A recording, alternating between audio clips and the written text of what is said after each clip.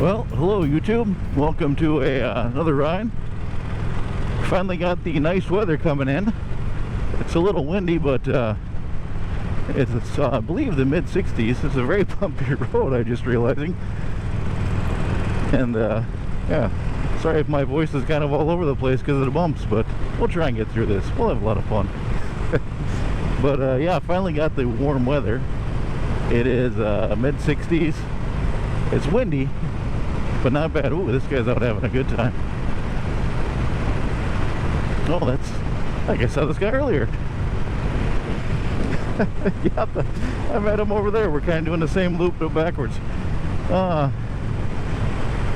What was I saying? Oh, yeah. Yeah, just out south of, if anybody knows the central Minnesota area or follow along on the map, I'm south of Watkins, in between Watkins and Forest City. So out and enjoying a nice after work ride. And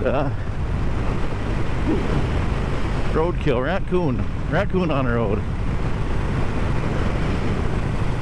Yeah, having a nice day. I had to do a little clean out of the shed yesterday.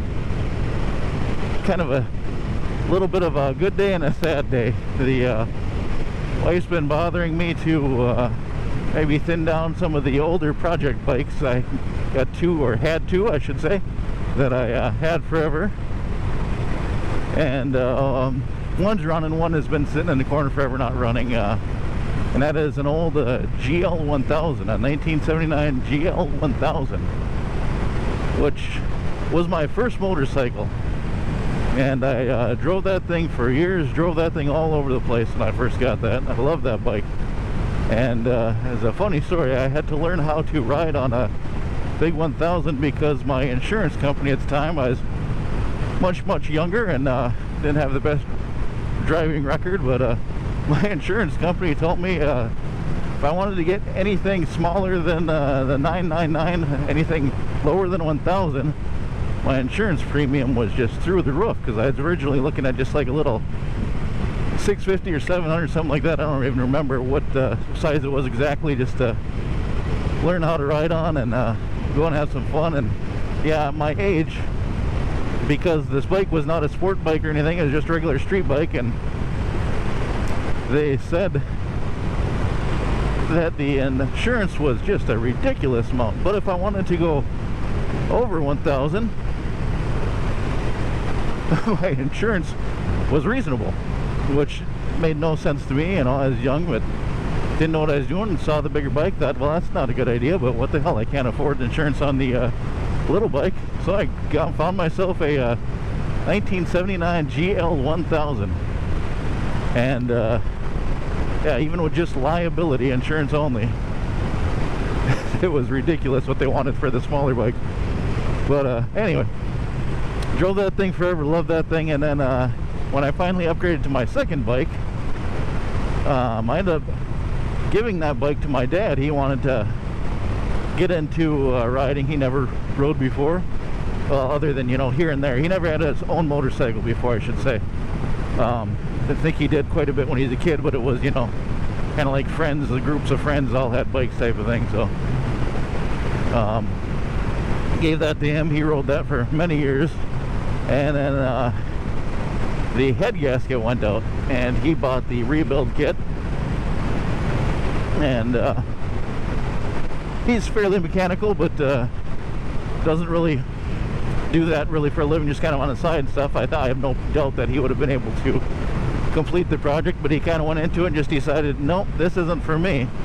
He saw me on my newer bike that was reliable and everything, single carburetor instead of 4 carburetors, and he thought, nope, this isn't for me. I'm going to get rid of it and go buy a decent bike. And his idea of getting rid of it was putting it in my driveway in pieces. So I got that back, and I thought, well, good, I, you know, kind of missed my first bike, and thought I'm going to get it up and running. He had the rebuild kit. I just had to buy a few other parts. No big deal. And started working on that kind of late in the spring, and then it started warming up, and I was looking at that, you know, go out to the garage every night and do a little bit of work on that, and then kept staring over at my other bike that works completely fine, just like it always did, and thought, nope, screw this, I'm gonna go for a ride. And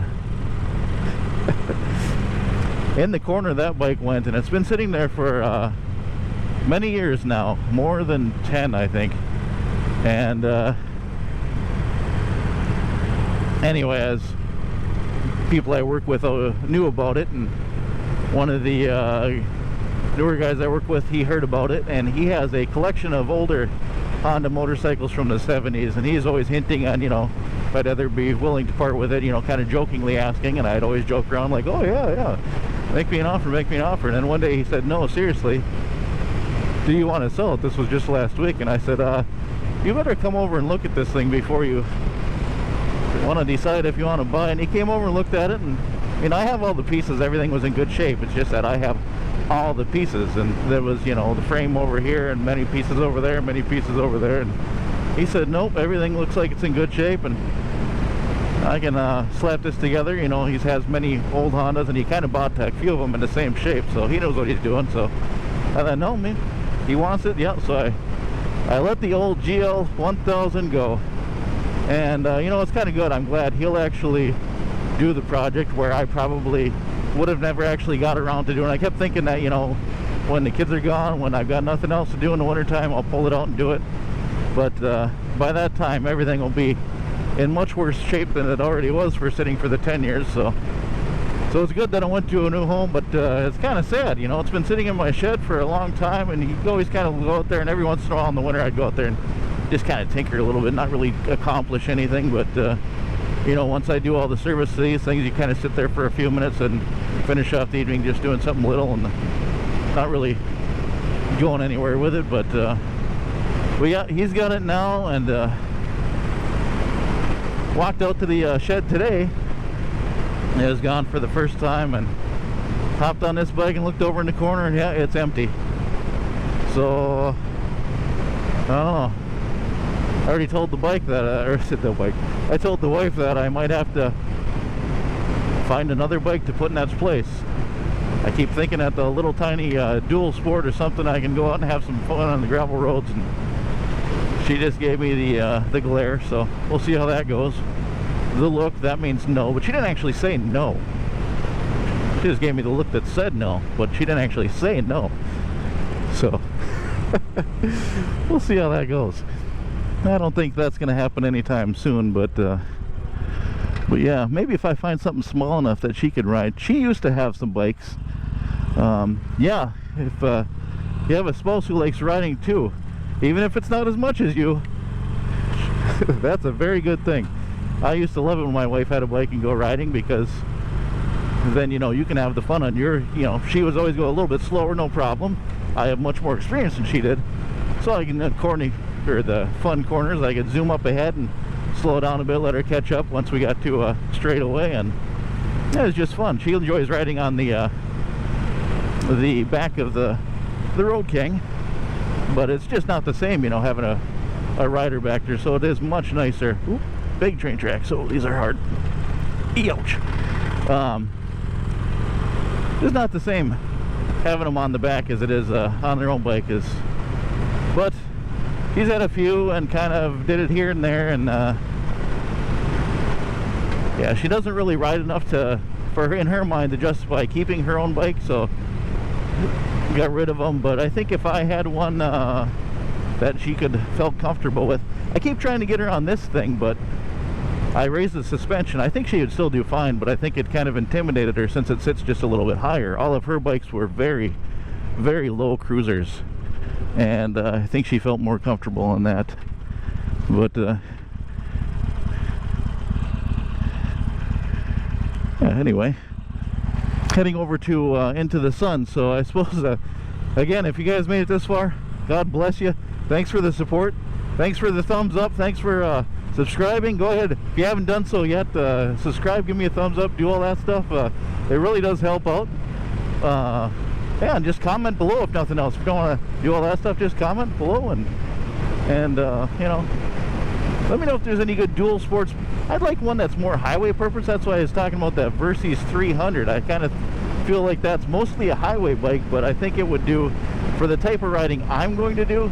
would do me just as good as a dual sport, but I could still take it to the highways, you know, quite a ways away. But you know, I'm not going to be doing any jumps or high speed down dirt trails type of thing. I just want to hit some of the roads that this bike isn't very fun on a gravel road. I have this bike and my Vulcan I can take on gravel roads, but they you know, I have obviously street tires and they're not much fun with that. So figured if I get a little bike that I can put actual semi-knobby tires on and feel a little bit more confident on the back roads. But yeah, go ahead, comment below. But anyway, again, another exit.